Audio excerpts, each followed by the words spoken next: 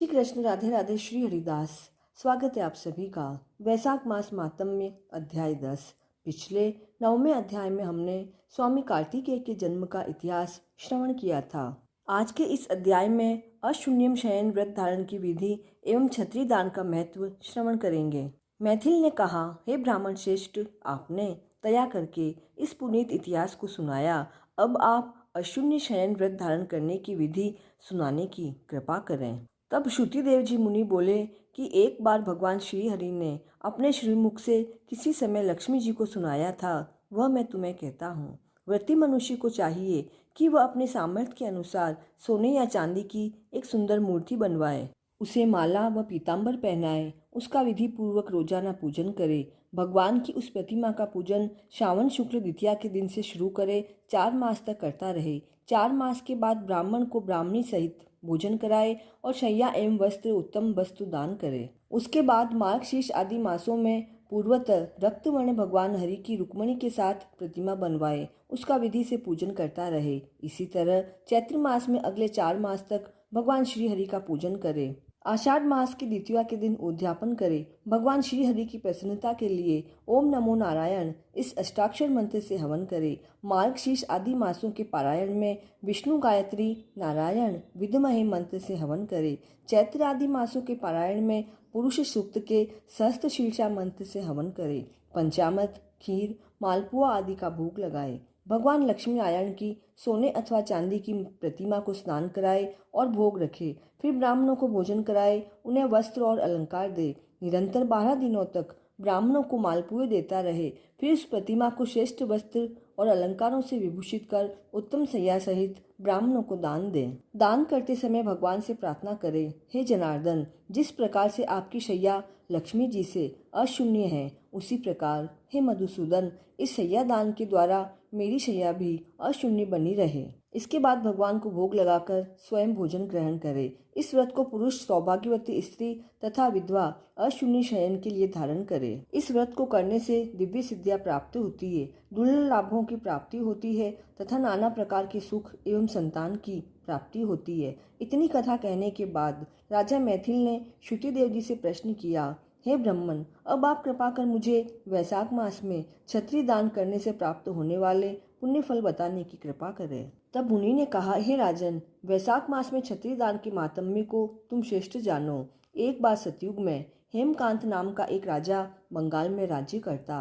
वह महान पराक्रमी और बुद्धिमान था। एक बार जब वह शिकार खेलने गया तो उसे दोपहर हो गई और वह थक गया। भोजन पानी की तलाश करता हुआ वह एक तपोवन में जा पहुंचा। वहां परम वैष्णव शतचिर नामक ऋषि समाधि लगाए बैठे थे। राजा के वहां पहुंचने का उन्हें पता नहीं चला। उसे अपना उचित सम्मान होता हुआ न देखकर राजा को बड़ा क्रोध आया और वह मुनि को मारने के लिए तैयार हो गया। उस समय मुनि के शिष्यों ने उसे रोका।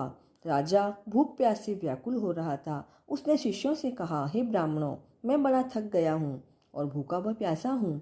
तुम लोग मेरा आतिथ्य सत्कार करो।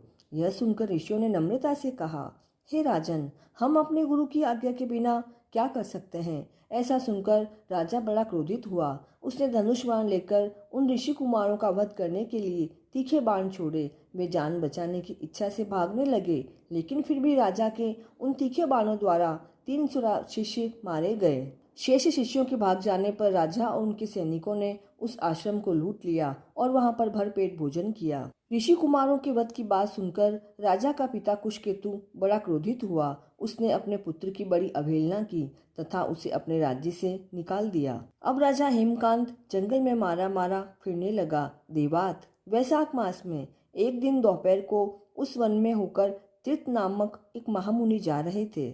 वहां धूप की तेजी के कारण मुनि बेहोश होकर गिर पड़े। हेमकांत ने जब मुनि को इस दशा में देखा तो उसे दया आई। उसने ताड़ के पत्रों की छतरी बनाई और उस मुनि के सिर पर लगाकर उनकी धूप से रक्षा की। उन्हें जल लाकर पिलाया और उनके मुख पर जल के छींटे भी दिए।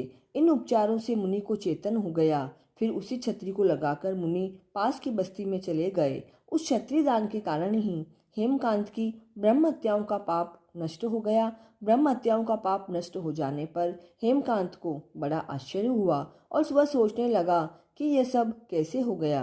तभी देवात हेमकांत को संग्रहणी का रोग हो गया, जिसके कारण उसे बड़ा कष्ट हुआ। उसने देखा कि उसके सामने भयंकर आकृति वाले 3 यमदूत खड़े हैं। उन्हें देखकर उसने भगवान विष्णु का स्मरण किया, जिससे भगवान प्रसन्न हो गए। उन्होंने विश्वसेन को यह आज्ञा दी कि तुम जाकर हेमकांत की रक्षा करो और यमदूतों को भगा दो। वह वैशाख मास में छत्री का दान करने से निष्पाप हो चुका है। इस कारण तुम उसे कुशकेतु के पास ले जाकर उसका राज्य भी दिलवाओ। कुशकेतु ने भगवान विष्णु का आदेश सुना तो उसने भगवान की आज्ञा को शिरोधार्य कर राजा कुशकेतु ने हेमकांत को अपना राजपाट सौंप दिया और स्वयं पत्नी को साथ लेकर वन में तपस्या करने के लिए चला गया।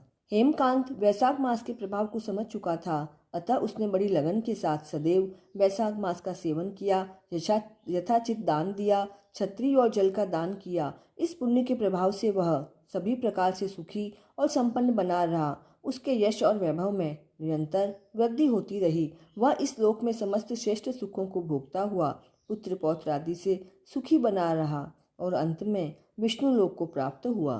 तो हे राजन, इस तरह यह व्रत धर्म, अर्थ, काम तथा मोक्ष इन चारों फलों को देने वाला है। वैशाख मास सचमुच अति श्रेष्ठ फलों का दाता है। तो इस तरह वैशाख मास मातम्य का 10वां अध्याय पूर्ण हुआ।